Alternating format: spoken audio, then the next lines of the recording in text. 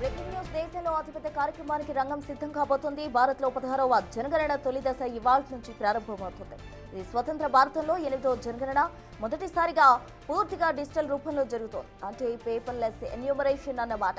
Tab లేదంటే app లో వివరాలు నమోదు చేయనున్నారు. తొలి దశ జనగణన ఇవాళ నుంచి సెప్టెంబర్ 30 వరకు జరుగుతోంది. ఒక్కో రాష్ట్రానికి ఒక్కో నెల టైం ఇచ్చారు. ఏప్రిల్ మే 1 నుంచి మే 30 వరకు జరగనుండగా తెలంగాణలో మే 11 నుంచి జూన్ 9 వరకు నిర్వహిస్తారు. తొలి దశలో ఇళ్ల లెక్కింపు, ఆస్తుల నమోదు జరుగుతుంది. ఇంటి పరిస్థితులు, సౌకర్యాలు, ఆస్తులకు సంబంధించి 33 ప్రశ్నలు అడుగుతారు. ఇదే అంశానికి సంబంధించి పూర్తి డీటెయిల్స్ మా ప్రతినిధి శివ నేడు నుంచి లైవ్ ద్వారా అందిస్తారు. శివ, చెప్పండి, సెన్సస్ కి సంబంధించి ఈ రోజు నుంచి అటు లెక్కింపు ప్రక్రియ ప్రారంభమవబోతుంది. ఈ ప్రక్రియ ఎలా ఉండబోతుంది? అంటే గతంలో పేపర్ మీద ఈ జనగణన అనేది జరిగేది, ఇప్పుడు పూర్తిగా కూడా డిజిటల్ రూపంలో జరుగుతుంది అంటున్నారు. సో ఎలా ఉండబోతుంది?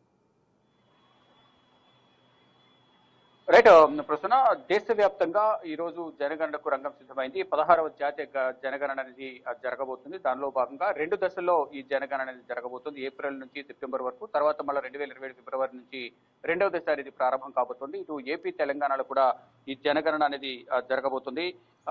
ఏపీలో ఏప్రిల్ 16 నుంచి అంటే ఏప్రిల్ 16 నుంచి ఏప్రిల్ 30 వరకు ఏపీలో సెల్ఫ్ ఎన్యూమరేషన్ కు అవకాశం కల్పించారు. దాంతో పాటు తెలంగాణలో కూడా ఏప్రిల్ 26 నుంచి మే 10 వరకు సెల్ఫ్ ఎన్యూమరేషన్, అంటే జనగణనకు ముందు సెల్ఫ్ గా వాళ్ళు ఎన్యూమరేషన్ చేసుకోవడం, దాని తర్వాత ఈ జనగణన అనేది ప్రారంభమవుతోంది. ఇలా 2 దశల్లో ఇది జరగబోతుంది. తొలిసారి డిజిటల్ రూపంలో ఈ జనగణన అనేది జరగబోతుంది. దేశవ్యాప్తంగా కూడా 2011లో ఈ జనగణన జరిగింది. తర్వాత ఇప్పుడు మళ్ళా సుదీర్ఘకాలం తర్వాత మళ్ళా ఇప్పుడు మరో ఈ జనగణన అనేది జరగబోతోంది. ఈ జనాభా లెక్కలకు దాదాపు 11,700 కోట్ల రూపాయలను కేంద్ర ప్రభుత్వం వెచ్చిస్తోంది. ఇక ఎటువంటి ధ్రువపత్రాలు సమర్పించాల్సిన అవసరం లేదు అంటూ కూడా కేంద్ర హోంశాఖ ప్రకటన విడుదల చేసింది.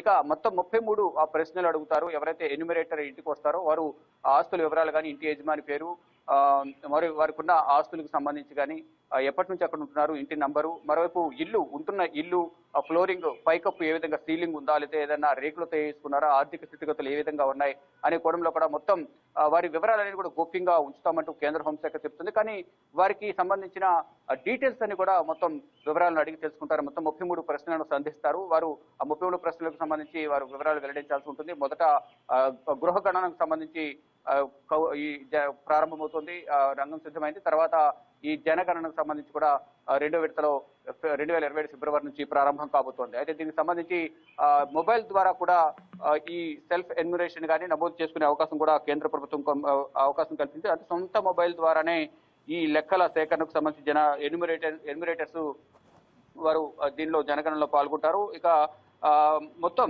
ఏప్రిల్ సెప్టెంబర్ మధ్య 30 రోజుల పాటు హౌస్ లిస్టింగ్ అనేది జరగబోతోంది. హౌస్ లిస్టింగ్ కు 4 రోజుల ముందు, సెల్ఫ్ ఎన్యూమరేషన్ కు 15 రోజుల సమయం అనేది కేటాయిస్తామంటూ కూడా కేంద్ర ప్రభుత్వం తెలియజేసింది. దానికి సంబంధించి నియమ నిబంధనలు కానీ, ప్రతిపాదనలు కానీ ఇప్పటికే వారందరికీ కూడా ఎవరైతే ఎన్యూమరేటర్స్ జనగణనలో పాల్గొంటారో వారందరికీ క్లాసెస్ జరిగాయి గతంలోనే.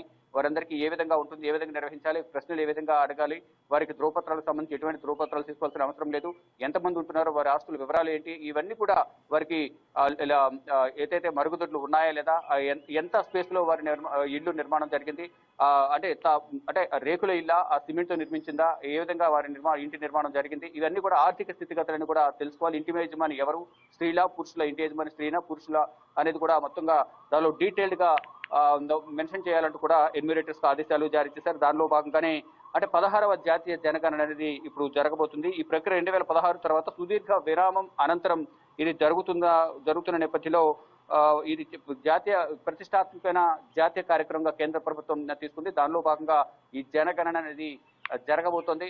ఇక ఈ జనగణన జరిగిన తర్వాత నెక్స్ట్ ఈ గృహ గణన ఇదంతా కూడా జరగబోతుంది. మొత్తంగా చూసుకుంటే 11,718 కోట్ల వరకు కూడా దాదాపు జనాభా లెక్కలకు కేంద్ర ప్రభుత్వం వెచ్చించింది. మొత్తం 2 విడతల్లో తొలిసారి డిజిటల్ పద్ధతిలో ఈ జనగణనను కేంద్ర ప్రభుత్వం నిర్వహించనుంది.